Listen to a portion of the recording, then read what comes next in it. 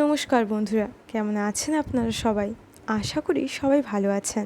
তো আর্মিস, আমরা যেমন বিটিএস মেম্বার্সদের মিস করি, তেমনই বিটিএস মেম্বার্সরাও আর্মিসদের প্রচুর মিস করেন।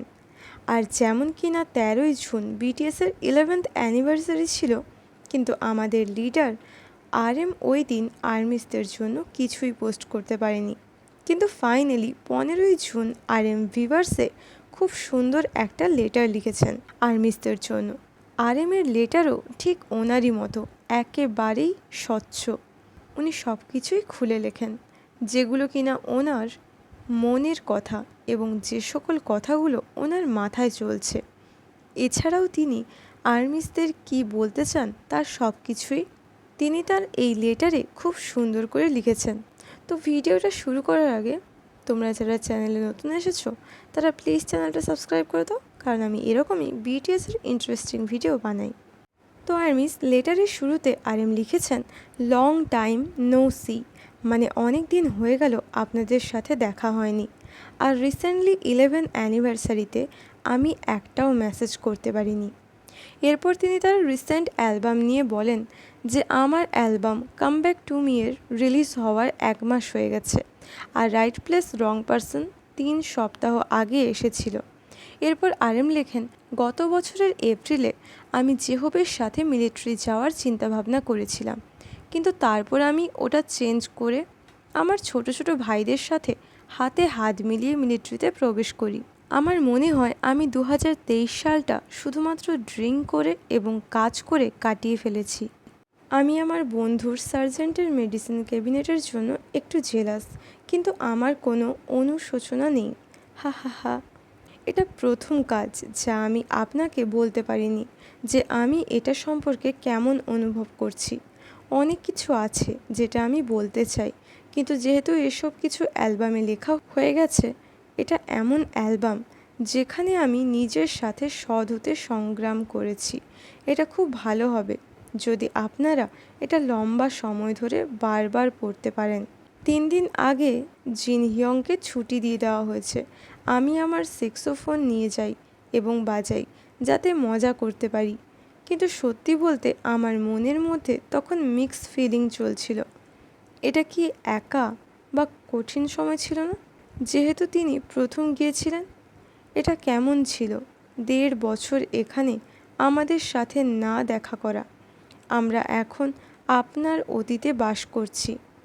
এখানে RMের কথার সহজ মানে হলো, জিন সবার প্রথমে মিলিটারিতে একা গিয়েছিলেন, আর সবার প্রথমে যাওয়াটা খুব কঠিন ছিল। আর তখন সকল মেম্বার্সরা কোম্পানি এবং আর্মিসের মাঝে ছিল, কিন্তু জিন এখন কোম্পানি এবং আর্মিসদের মাঝে আছেন, কিন্তু বাকি সকল মেম্বার্সরা এখন মিলিটারিতে আছে। সবার প্রথমে আমি অনেক দিন পর বাইরে এসেছি। যেমনটা আমি ভেবেছিলাম, বাইরের সময় আলাদাভাবেই বয়ে চলেছে।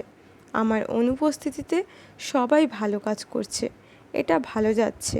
যেহেতু আমি হালকা বোধ করি, অন্য কোনো জিনিসের থেকে এটা ভালোই ছিল যে সকল মেম্বার্স এত লম্বা সময় পরে একসাথে বসে ড্রিঙ্ক করতে পারা এবং কিছু কথাবার্তা বলা।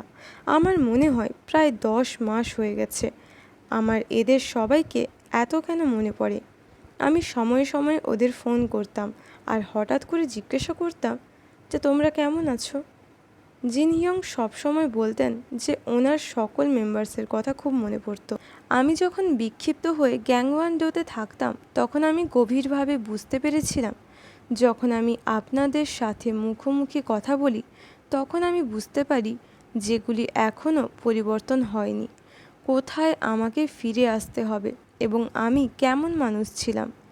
এটা আমাদের সকলের জন্য একটা মিনিংফুল এবং মূল্যবান সময় ছিল। পরের বছর আমাদের 12th অ্যানিভার্সারিতে আপনাদের সকলের মুখ কেমন ধরনের হবে আমার তোমাদের কথা মনে পড়ে। এই জন্য আমি তোমাদের ফটো তুলি, আর যেহেতু আমি তোমাদের ছবি তুলি তাতে আমি তোমাদের আরও বেশি করে মিস করি। ইতিমধ্যে 11 বছর হয়ে গেছে, এটা আরও একটা বছর হতে চলেছে।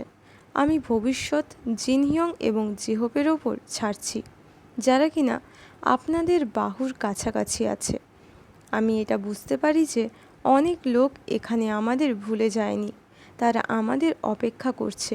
এবং আমাদের তারা অনেক ভালোবাসে। বারবারের মতো আমি শুধু সদস্যদের এবং আপনাদের কথাই ভাবব এবং প্রতিদিন ভালো থাকব।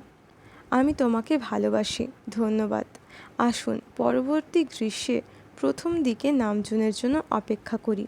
আর মিস, তোমরা কি এটা নোটিস করেছো যে আরএমের মধ্যে একটা ভয় আছে যে উনি যদি ভালো কাজ না করেন তাতে ফ্যান্সরা না তাকে ছেড়ে চলে যান। ওনার কথাবার্তা এবং ব্যবহারে এটা ক্লিয়ার বোঝা যায়। নামজুন অনেকটাই ইনোসেন্ট। ওনাকে এখন কে বোঝাবেন যে আর্মিসরা সব সময় ওনার সাথে থাকবেন? উনি যেরকমই কাজ করুন না কেন, আর্মিসরা ওনাকে কখনোই ছেড়ে যাবেন না। তো আর্মিস, এতে তোমাদের মতামত কী সেটা কমেন্টে জানিও। তোমরা সবাই ভালো থেকো, সুস্থ থেকো। দেখা হচ্ছে পরের ভিডিওতে।